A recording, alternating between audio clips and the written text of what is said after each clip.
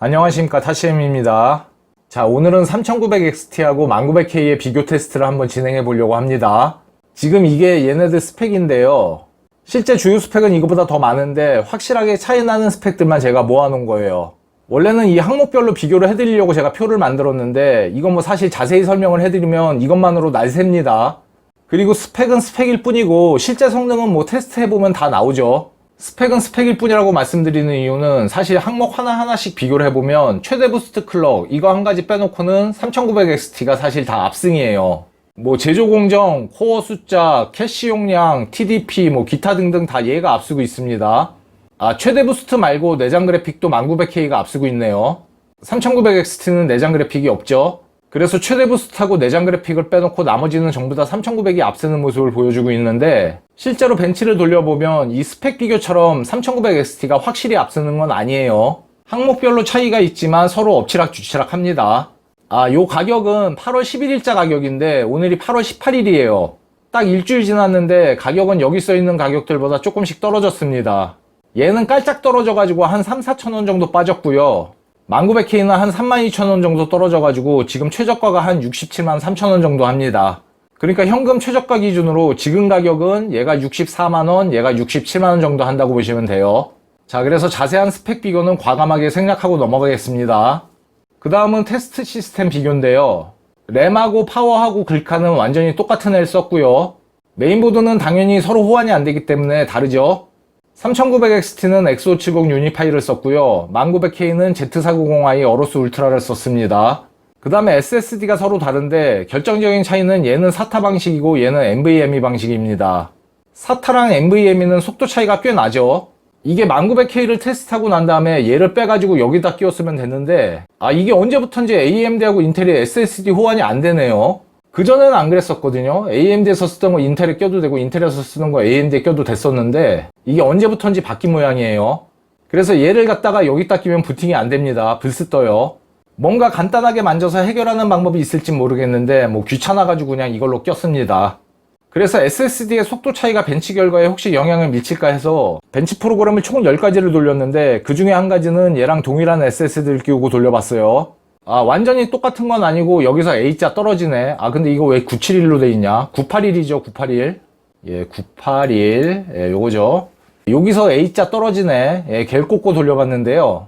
예, 이 테스트 프로그램 10가지 중에서 이 PC마크10이 가장 SSD 속도에 민감할 것 같아서 이거 한 가지를 PM981을 꽂고서 교차 테스트를 해봤어요. 예, 근데 결론은 차이 없습니다. 총점에서는 PM981을 끼웠을 때가 오히려 조금 더 낮게 나오고요. 부분적으로는 조금씩 앞서는 항목이 있긴 한데 뭐 도찐이 개찐입니다. 오차 범위 내라고 보여져요. 그래서 SSD 속도 차이가 나지만 오늘 진행한 10가지 벤치마크에서는 뭐 미치는 영향이 거의 없었을 거라는 걸 말씀드립니다. 그 다음에 쿨러도 사실 성능 차이가 꽤 나죠. 얘가 짝퉁이긴 해도 찐모라랑 거의 비슷하거든요, 성능이. 예, 그렇다고 하면 이 일체형 3열하고는 차이가 꽤 나죠. 하지만 1900K를 좀 비교적 느슨하게 오버를 했기 때문에 차이가 없다고 보셔도 될 겁니다, 이것도. 그러니까 얘 대신에 얘를 달고 오버를 했어도 같은 배수가 들어갔을 거란 얘기예요. 예, 이 둘 다 오버클럭을 해서 진행을 한 거예요. 사실 이게 이 CPU들이 수율도 다 다르고 테스트할 때 또 쿨링 환경도 다 다르기 때문에 오버클럭을 한 상태에서 이런 비교 테스트를 진행하는 게 문제가 있다고 볼 수도 있지만 저는 이게 맞다고 봅니다.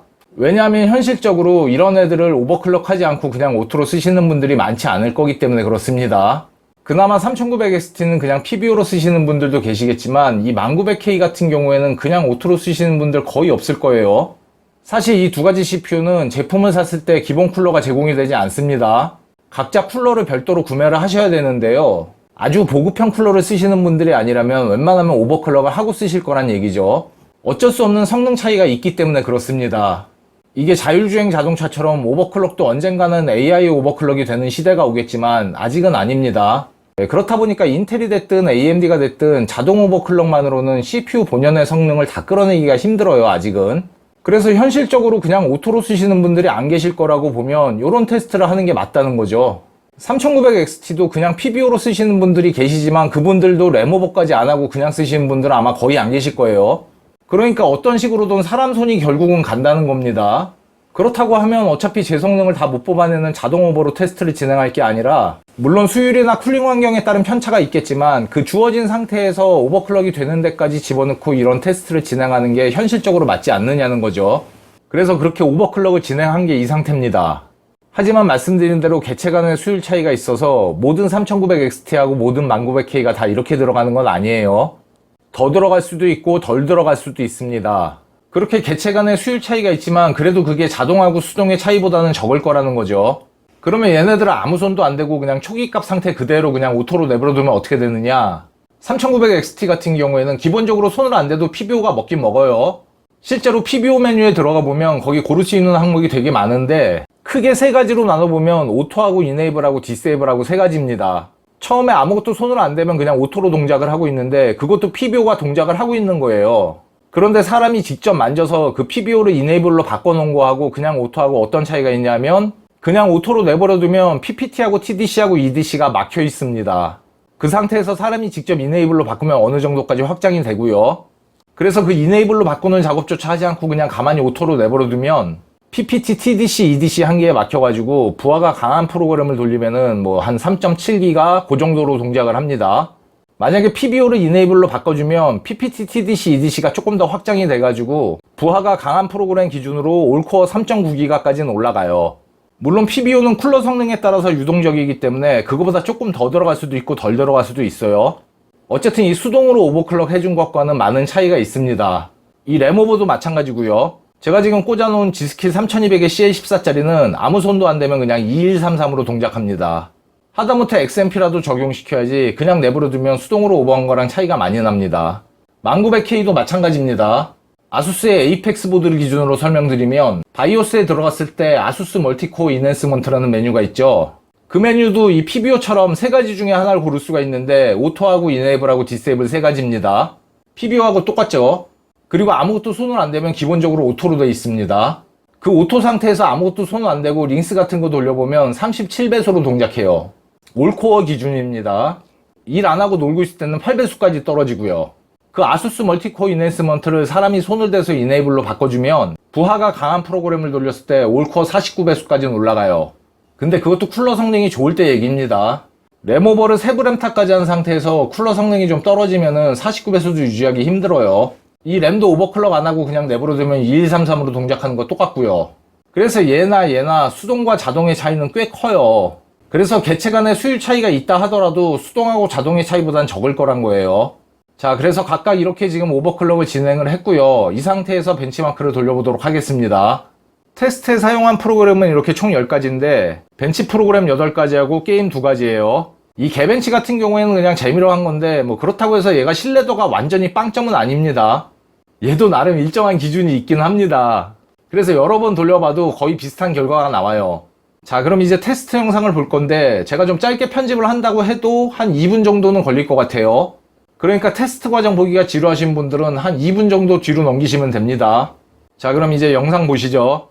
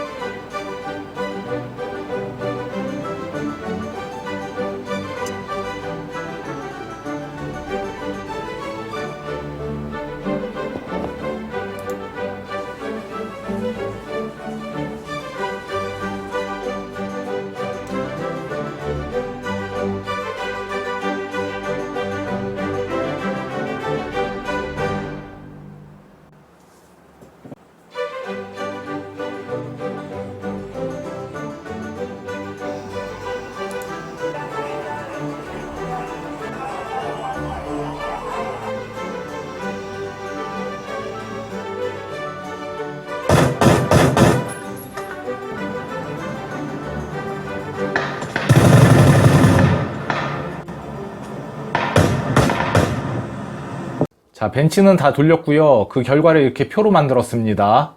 벤치 테스트 결과에 따라서 크게 세 가지로 나눌 수가 있는데, 첫 번째는 두 CPU 간의 차이가 거의 없는 거하고, 두 번째는 3900XT가 앞서는 거, 세 번째는 1900K가 앞서는 겁니다. 우선 두 CPU 간의 차이가 거의 없는 거는 3D막 테스트가 그런데요. 이게 파이어 스트라이크를 돌린 결과입니다. 같은 글카를 썼기 때문에 그래픽 점수는 사실 뭐 큰 차이가 없을 걸로 예상을 했지만, 그래도 혹시 3900XT는 PCI 4.0을 지원하니까 혹시 뭔가 차이가 있지 않을까 싶은 생각도 있었거든요. 글카로 쓴 5700XT가 PCI 4.0을 지원하니까요. 근데 뭐 역시나 별 차이가 없습니다. 아마 PCI 4.0이 3.0과 확실한 차이를 보이려면 3000번대 글카 정도는 돼야 되지 않을까. 그것도 하이엔드 모델일 때 좀 차이가 나지 않을까 싶어요. 그래서 그래픽 점수의 비교는 뭐 큰 의미 없고요. 피직스하고 콤바인은 3900XT가 좀 근소하게 앞서는데 뭐 큰 차이는 없습니다. 그리고 실제로 스카이다이버 테스트에서는 1900K가 피직스 콤바인 점수에서 좀 더 앞서는 모습입니다. 뭐 이것도 큰 차이는 아니지만 콤바인은 조금 차이가 나고요. 뭐 어쨌든 파이어 스트라이크에서는 3900XT가 그리고 스카이다이버에서는 1900K가 조금씩 앞서는 모습입니다. 뭐 두 가지 테스트 모두 큰 차이는 없어요. 그나마 스카이다이버의 콤바인 점수가 1900K 쪽이 조금 차이나게 앞서는 모습입니다. 그 다음에 두 번째로 3900XT가 확실하게 앞서는 테스트들은 코어 수가 두 개가 더 많다 보니까 멀티코어를 활용하는 테스트에서는 3900XT가 확실히 앞서는 모습을 보여줍니다. 그래서 CPUG 벤치마크를 보시면 멀티코어 성능 차이가 제법 나죠. 싱글코어 점수는 예상했지만 1900K가 좀 더 앞서고요. 이런 결과는 긱벤치나 블렌더 2.83에서도 비슷한 결과를 보여줍니다. 이게 긱벤치5 결과인데 CPUG 벤치마크랑 마찬가지로 멀티에서는 3900XT가 싱글에서는 1900K가 앞서는 모습을 보여주고 있어요. 그 다음은 블렌더 2.83의 렌더링 테스트인데 다른 테스트랑은 다르게 얘는 숫자가 작을수록 성능이 좋은 거죠. 이게 단위가 초거든요. 그래서 11.54초, 13.26초가 걸렸는데 당연히 시간이 짧을수록 더 빠른 겁니다. 그 다음은 시네벤치 R20 테스트인데요. 이 테스트는 특이하게도 멀티 점수는 뭐 당연히 3900XT가 앞서는데 싱글도 3900XT가 이겨요. 보통은 CPUG 벤치하고 시네벤치, 긱벤치는 결과가 같이 가는데 지금은 특이하게 시네벤치에서 싱글 점수도 3900XT가 높게 나왔어요. CPUG 벤치하고 긱벤치랑은 좀 다른 결과죠. 이전 영상에서 제가 1900K를 53배수를 넣고 돌린 적이 있는데 그때는 싱글 점수가 547점이 나왔거든요. 그러니까 아마 52배수나 53배수쯤 줘야 3900XT의 싱글 점수를 이길 수 있을 것 같아요. 물론 3900XT도 지금보다 배수를 더 올려주면 이거보다 더 높게 나오겠죠. 어쨌든 현재 오버클럭 조건에서는 싱글 점수도 3900XT가 앞섭니다. 자, 이렇게 CPUG 벤치하고 긱벤치, 블렌더 2.83 그리고 시네벤치 R22, 3900XT가 이기는 벤치고요. 이제 1900K가 이기는 벤치들을 보시면 아무래도 게임 쪽에서 1900K가 강한 모습을 보여주는데 이 툼레이더 벤치마크에서는 프레임 숫자로는 뭐 큰 차이는 안 나죠. 그래도 평균, 최대, 최소, 하위 1% 모두 다 1900K가 근소하게라도 앞서는 모습을 보이고요. 실제로 인게임 벤치 결과를 보면 이게 1900K고 이게 3900XT거든요. 평균 프레임은 1900K가 121프레임, 3900XT가 119프레임이에요. 렌더링 프레임은 19013하고 18735고요. 그런데 이쪽에 보시면 GPU야 뭐 똑같은 글카 썼으니까 그놈이 그놈이고 CPU 렌더링에서는 제법 차이가 납니다. 이게 3900XT고 이게 1900K예요. 그래서 확실히 CPU 게임이나 CPU 렌더링에서는 차이가 꽤 납니다. 이게 1900K, 이게 3900XT. 뭐 어쨌든 평균 프레임에서는 큰 차이가 없지만 평균 프레임을 비롯한 모든 GPU에서 다 1900K가 앞서기 때문에 1900K가 이기는 벤치로 분류를 했고요. 배틀그라운드에서는 좀 더 확실한 차이를 보여줍니다. 평균, 최대, 최소, 하위 1%에서 모두 다 넉넉하게 앞서고 있어요. 근데 뭐 원래 이 게임이 친인텔 쪽이긴 하죠. 어쨌든 배그에서는 프레임 차이가 꽤 납니다. 근데 이게 최소 프레임보다 하위 1%가 더 작을 수가 있나? 요게 왜 그런지는 저도 모르겠어요. 뭐 어쨌든 애프터버너로 쟀을 때 이렇게 나왔습니다. 자, 그리고 PC마크 10인데요. 이것도 1900K가 이기는 벤치입니다. 글씨가 작아서 잘 안 보이실 거라는 게 좀 아쉽네요. 아무튼 총점이 3900XT가 7128점이고 1900K가 7421점이에요. 총점만 1900K가 앞서는 게 아니고 이 세부적인 항목별로 봐도 이 비디오 에디팅 스코어 하나만 3900XT가 앞섭니다.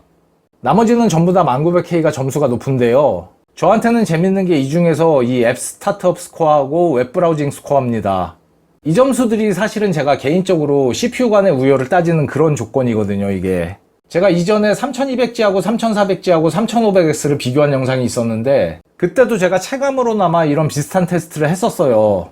그때는 제가 이 PC마크 프로그램이 없어가지고 그냥 주먹구구식으로 했는데 그냥 체감 테스트를 한 거죠. 제가 예민한 건지는 몰라도 요 두 가지가 앱 실행하는 속도하고 웹브라우징 하는 속도거든요.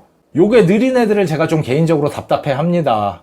그리고 심지어 그 차이를 잘 느낍니다, 제가.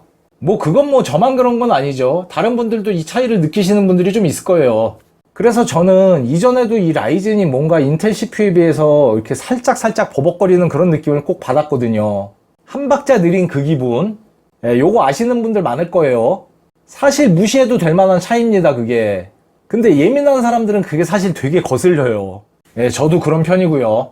그래서 웹서핑할 때 창이 팍팍팍 안 열리고 CPUG 같은 단순한 프로그램 열 때 빨리빨리 안 열리고 이렇게 살짝씩 걸리는 느낌이 들면 그게 좀 싫더라고요. 저는 그래서 그걸 가지고 친한 사람들하고 얘기할 때는 빠릿함이라고 표현을 해요. 그 빠릿빠릿함이 실제로 느낌뿐만이 아니고 이렇게 점수로도 나오네요. 이런 면에서 보면 아직은 AMD가 인텔을 따라가는 입장이라고 보여집니다. 어떤 쪽에서는 역전을 했다고 볼 수도 있지만 이런 면에서는 아직은 조금 부족한 것 같아요.